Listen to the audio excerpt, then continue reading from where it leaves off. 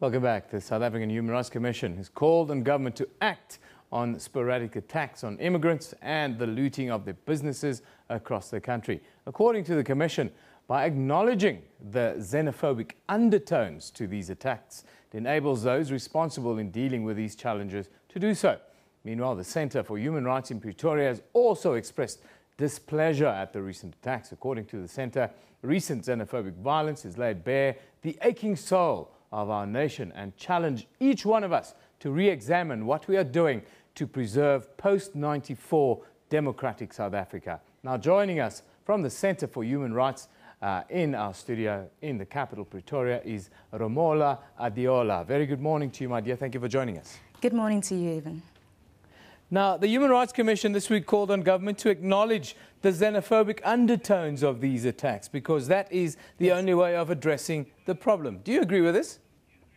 Yes, I very much do agree with it. I, in fact, feel that it is important for us to call it what it is, xenophobia, and not talk about the triggers, of the problem. Because if we focus on the triggers, if we say that it is criminality, if we say that it is this violence came about as a result, or the attacks came about as a result of criminality, and it's because certain elements in the society just wanted to loot the stores of foreigners and of people, then we are in fact taking a systemic avoidance to the problem, because the problem in fact is xenophobia, the fear of foreigners that people still have in the society.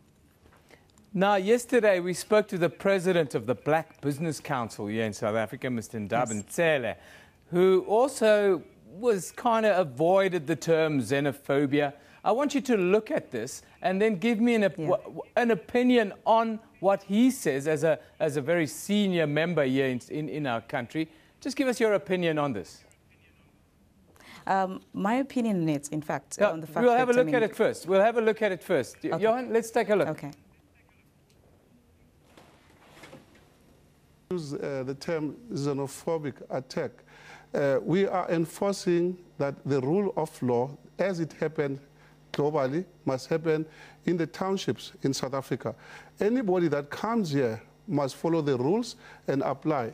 Whether they've been doing this 20 years, as you are saying, that they did 20 years ago, and I don't believe that started 20 years ago in the new democracy. They came in and it's increasing, but somebody and the residents have to protect their territory so that we, as Black Business Council, can create sustainable businesses in the townships.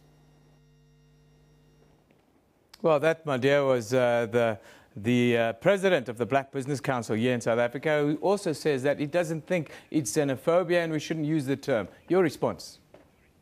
Yes, I would say that, in fact, it's quite a pity that there has been that avoidance, the fact that, and the fact that the government has, and government, top government officials have said that it is not xenophobia, when in fact it is xenophobia, just avoiding the term itself and not dealing with the actual problem. And this is, I suppose, is not even the first person to have said it. I mean, there are also other government officials that have said that. But if we do not face the actual reality, if we do not call a spade, if we not say that the problem is that people are afraid, or rather they have that fear of foreigners taking over the jobs, taking over their livelihood sustenance perhaps within society, if we do not face the true picture and call it what it is, then what would keep happening is that these attacks would continue, but not just that it would continue. People would feel that the government is not really doing anything as regards foreigners, so then there wouldn't be, and if the government is not doing certain things about foreigners and protecting them in the society, then we might not just, this just might be the beginning of the problem. We might not just see the end of it. It would just keep going on as it was in 2008. It would continue. And I think that the fact that the government is taking an avoidance to this problem is because it has done very little, in fact, in addressing this problem after the attacks in 2008. And it's a pity. It's really a pity. And I think that the government needs to step up, stop calling this criminality, using any other name, and just call it xenophobia so as to address the problem and create public awareness to the situation.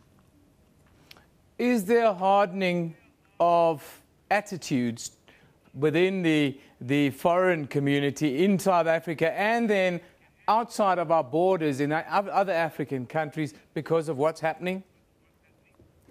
Yes, I think it's quite a pity, in fact, that outside of our borders and even within South Africa, foreigners are feeling unsafe, in fact. And you know, I've been in meetings where foreigners express their concern, you know, about safety and even, in fact, about how the government of South Africa reacts to their problems. And this, you know, fear is, we've seen it. A lot of certain foreigners have actually left the country, but then also those that have their livelihood sustenance in the country are even, in fact, in fear of their lives, and there's really no integration within society because of these problems. So I think that the government needs to really do something about it, because, you know, it's given the government a bad name outside the country and also within the country itself. Because if South Africa is truly a rainbow nation, then it has to, in fact, accommodate the diversity and the fact that there are foreigners within the country that also have to be respected. As the Center for Human Rights, how often do you deal with cases of xenophobia? The Center for Human Rights, as you may be aware, is it's a non-governmental organization, but then it's an academic institution within the University of Pretoria. And we have a xenophobic project on xenophobia. And through that project, we've actually we made a report in 2009, and we've actually also been at meetings with government officials as regards the issue. So we've actually been working in that regard, and also we're also planning on having awareness campaigns, because we feel it's really important for the government and for the people of South Africa as well to live up to the virtues of Ubuntu and respect people and foreigners within the community. What else would you like to see happen immediately for us to address this? First of all, I would say that I would like the government to give it the name that it is. I would like the government to call it xenophobia. I would like to see top government officials come out and say this is a xenophobic attack on foreigners, and we need to stop this. I'd like them to do that, and I would also like would like to see a coordinated effort on the part of the government, the police, and also the departments, relevant government departments. Would like to see that a coordinated effort to address the problem. We think that's really important, and would like also the government to rectify the International Convention on the Protection of Migrant Workers and Their Families. South Africa is not a state party to that convention, and we think that if they rectify that convention, it would truly assist South Africa in living up to its international obligation. Well, thank you very much for joining us from the Center for Human Rights at University of Pretoria, Romola Adeola. Thank you very much for joining us today. Now.